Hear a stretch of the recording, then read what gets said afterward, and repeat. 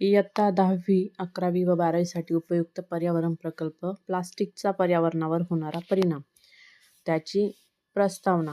कोणत्याही पर्यावरण प्रकल्पासाठी अनुक्रमणिका गरजेची असते आणि त्या अनुक्रमणिकेमध्ये जे काही मुद्दे येतात त्या मुद्द्यांवरती तुम्हाला मार्क्स मिळत असतात.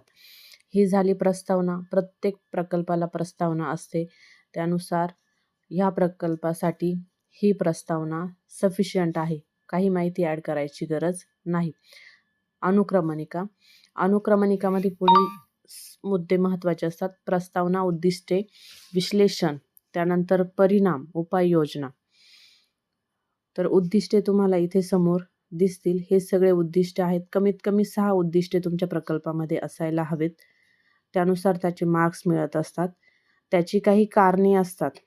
ती प्लास्टिक प्रदूषणाची कारणे हे देखील 4 ते 6 या संख्येमध्ये तिथे असायला हवीत. थोड्याफार प्रमाणात त्यांचं विश्लेषण केलेलं असावं. हे जे सगळे मुद्देसूद माहिती लिहिलेली प्रकल्पामध्ये नेहमीच सोयीस्कर असते. त्याच्यानंतर प्लास्टिकच्या अतिवापरावर उपाय काय काय असणार आहेत ते सर्व उपाय तुम्हाला इथे दिलेले आहेत. याच्यासाठी सुद्धा सेपरेट असे मार्क्स असतात.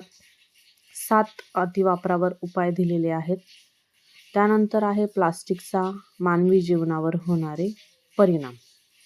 इथे परिणाम तुम्हाला श्वसनाचे आजार, की प्लास्टिक जाळल्यानंतर काय काय होऊ शकतं, कर्करोगाचा धोका, प्लास्टिकमध्ये असलेली रसायने शरीरात गेल्यास की कर्करोग वाढतो.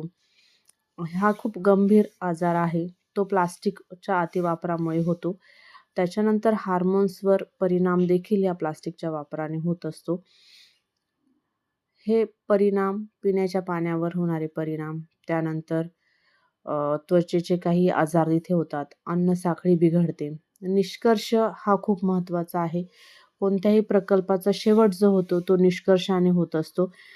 यानंतर तुम्हाला अजूनही काही पॉईंट ॲड